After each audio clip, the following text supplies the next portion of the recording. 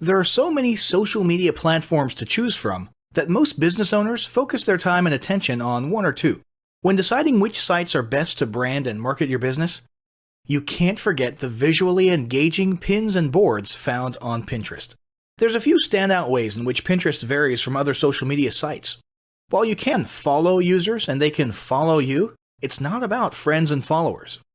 Instead, it's about generating instant access to engaging visual imagery and informative pins regarding any and every area of interest. These pins can be added to a user's personal boards for future reference.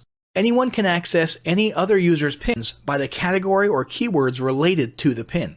While each pin can have a bit of text or even a URL, the goal here is not the "here's where I am and what I'm doing" topic of most social media platforms. Instead, a relevant comment regarding the post and what it represents is standard. Most importantly, unlike Facebook and Twitter where your post's peak engagement is rarely more than 5 days or a few hours, pins can continue to show up in search results indefinitely. Now, if you're inclined to stick with the major players like Facebook and Twitter, don't write off Pinterest until you take a closer look at the stats.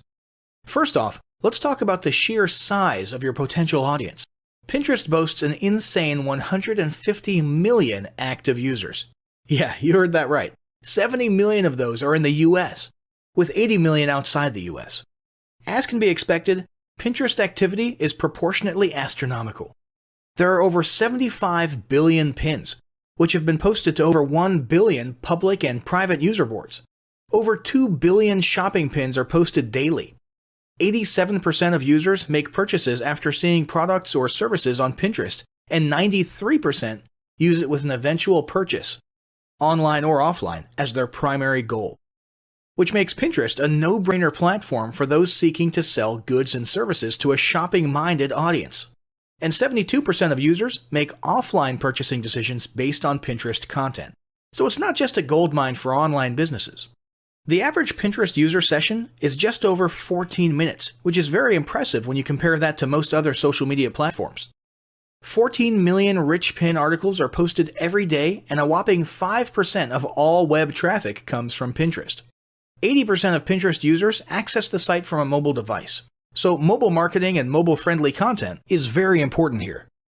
And 2 out of 3 pins are posted by businesses or brands, so you've got some competition, which is actually a very good indicator for how profitable Pinterest can be. Oh, and if you happen to be in the culinary niche, guess what? There are over 1.7 billion recipes on Pinterest. As for your audience makeup, 81% of Pinterest users are women, so the Pinterest is for girls stereotype clearly has some truth to it, at least from a market research perspective.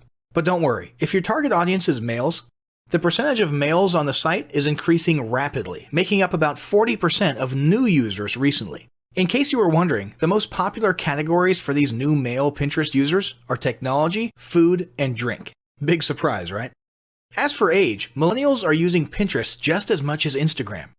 The median age of users is 40 years old, but the most active pinners are under the age of 40.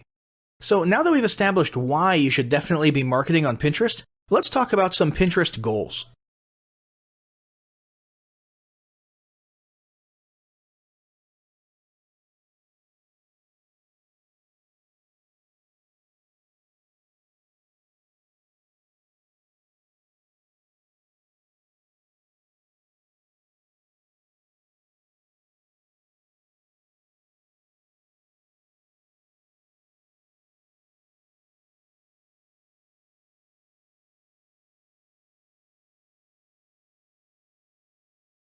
Establishing marketing goals is critical to the success of your Pinterest marketing. Countless entrepreneurs and businesses have set up a Pinterest presence, made a few posts, and then let it sit untouched for months or even years.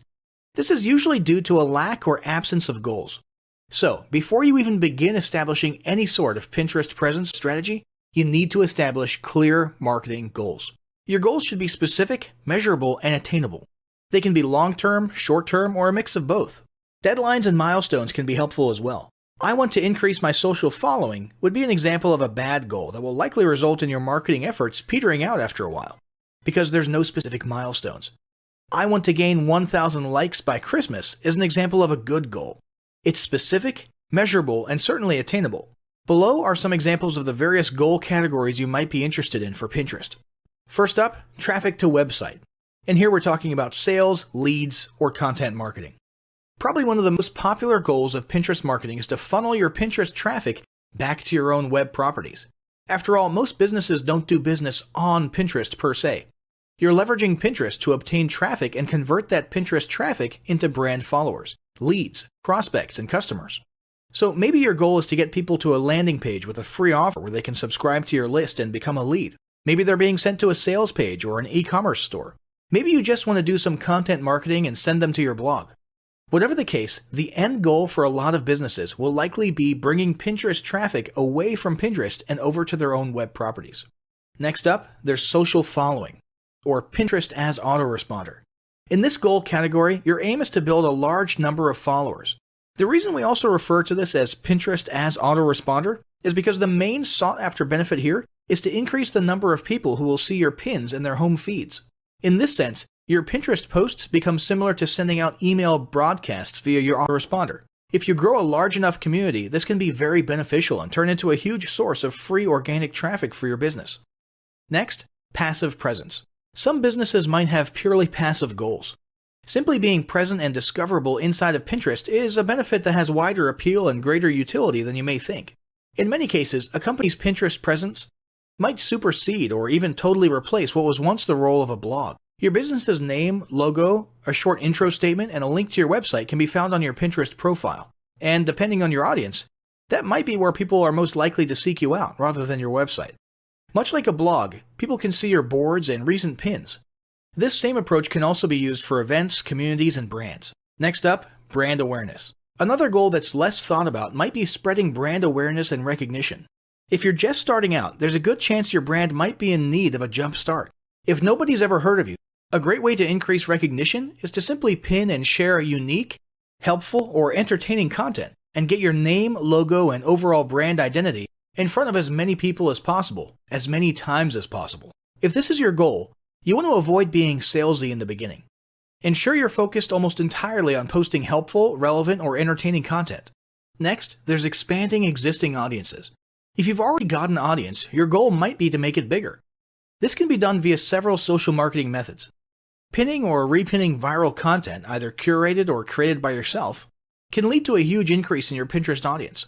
Although creating your own viral content can be great, if you don't have time or the means to do so, you can simply leverage existing content that's already proven itself to be viral by curating or resharing it with your own comments or angle added to it. Also, a few humorous images and memes can't hurt either. Other ways to expand existing audiences can include contests, sweepstakes, and gamification. Assuming your offers and prizes are compelling enough, incentivized sharing can be very effective. Just ensure your methods are permitted by Pinterest's terms of service. After that, there's enhancing or repairing PR. This is a goal that any business can engage in. Non-sales related PR campaigns can include pinning photos or videos that foster positive value and goodwill, or even involvement in noble causes or social movements. On that last one, though, be careful not to alienate half your prospects if the movement is too political or ideological. Did your business recently donate to a charity or build a school in a third world country? Serve food at a local pantry? These are all things to pin about.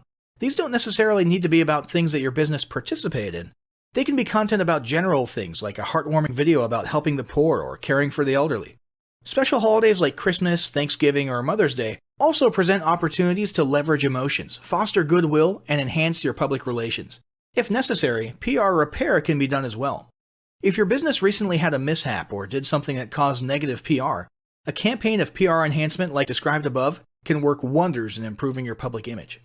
Last but not least, there's market research. This is a hugely beneficial goal of Pinterest marketing. If you're just starting your business or going down a new path, Pinterest can be an excellent place to learn more about your audience and your market. This can be done in a structured way by pinning to things like surveys and questionnaires, or in a less structured way by simply engaging with your audience, commenting, asking questions, and so on. Also, lurking or conversing in Pinterest boards related to your industry can teach you a ton about what your customers want and who they are. Beyond that, you can monitor your competitors' profiles and boards to see what their customers like and what they're complaining about, so you can adjust your business accordingly. Creating your own board and engaging within it is another great way to get a constant stream of market and audience data flowing into your business. Ultimately, your goal should be to come up with 1 or 2 ideal customer avatars that you can then base your marketing and product development on. All the goals you've learned about in this section require some sort of presence on Pinterest. So let's discuss how to start building that presence.